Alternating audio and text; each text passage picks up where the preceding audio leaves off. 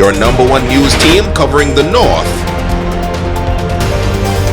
The Bahamas Tonight, Northern Edition. Welcome back. The heat is on and forecasters say the temperatures will continue to climb in the weeks ahead. But tonight, our Jay Philippe tells us that economic challenges may be preventing some homeowners from taking the cool way out this summer. Summer officially started June 21st. It is the warmest time of the year, but even prior to the start of the summer, temperatures have been soaring, forcing many to switch on their air-conditioned units to keep homes and businesses cool. Hardware stores, for the most part, are already preparing for the rise in the volume of potential customers in search of AC units to beat the heat. But Fred Black Jr., part owner of Modern Air Conditioning, says sales have not picked up as yet. In terms of sales, it has been a bit less.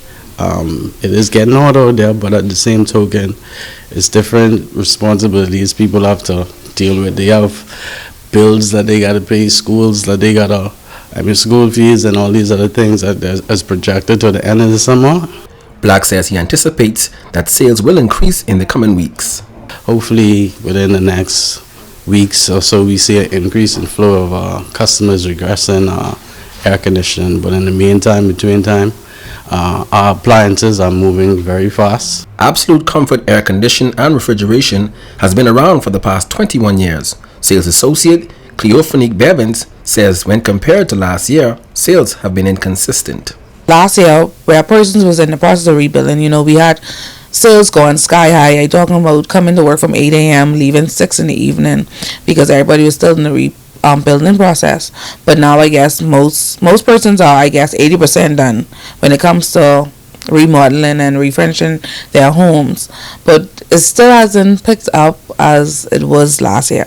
And as to why business has been slow so far, I guess persons are still shopping around or waiting on sales and specials to happen.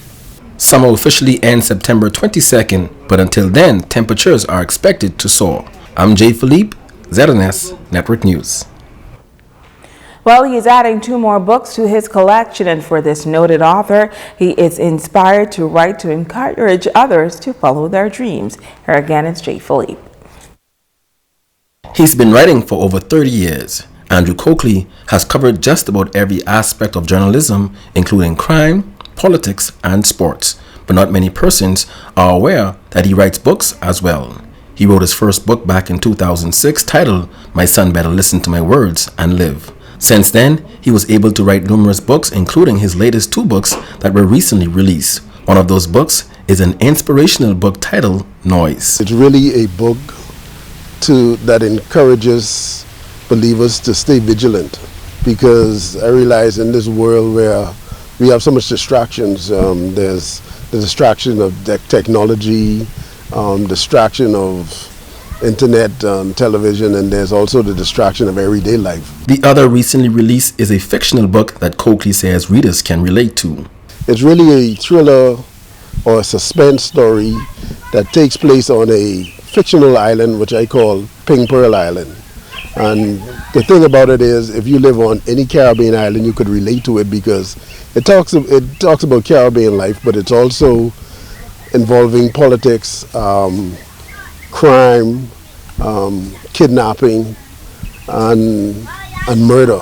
So I wanted to focus on some of the things that all of us as Caribbean people face in our lives. Coakley says those 2 books took 10 to 12 months to complete. He also has plans on releasing other books in the near future. I'm working on 2 new books, another inspirational book and a follow-up to this novel now. Coakley also authored Women with Jobs, Men with PS, and A Sweetheart Syndrome. Most of his books can be found locally in Bethel's Bookstore and Logos Bookstore in New Providence. They also can be found online on Amazon. I'm Jay Philippe, ZNS Network News. And now it's time for sports with, you guessed it, Jay Philippe.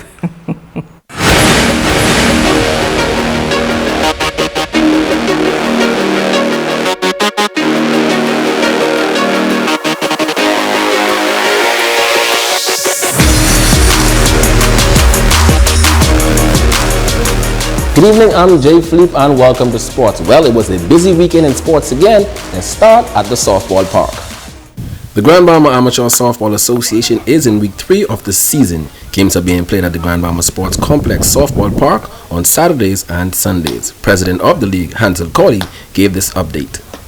Softball has been going great. Oh, everybody excited because they was waiting for over 1 year for us to start this league. And we are doing the best that we can. We don't want to allow spectators in no more. Spectators have to sit on the outside in their car and watch the game.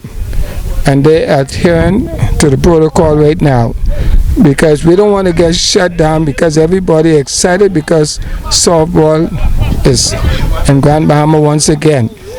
Vice President of the league says competition is picking up. Persons been waiting from last season to come back and what you call get their opponents back for games where they would have lost. So everyone is kind of excited and games are going pretty well. Like I said, we had 11 teams registered already. So the competition is pretty good.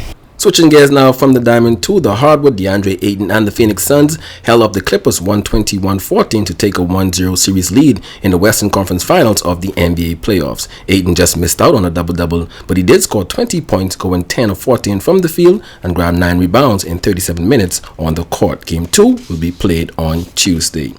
Moving on to the track, a big weekend for the top athletes in track and field. The B3 Senior and Junior National Track and Field Championships is scheduled to take place in New Providence this weekend, June 25th through the 27th. A last chance meet would also take place the following Monday, where Team Bahamas will look to qualify its relays teams for the upcoming Olympic Games.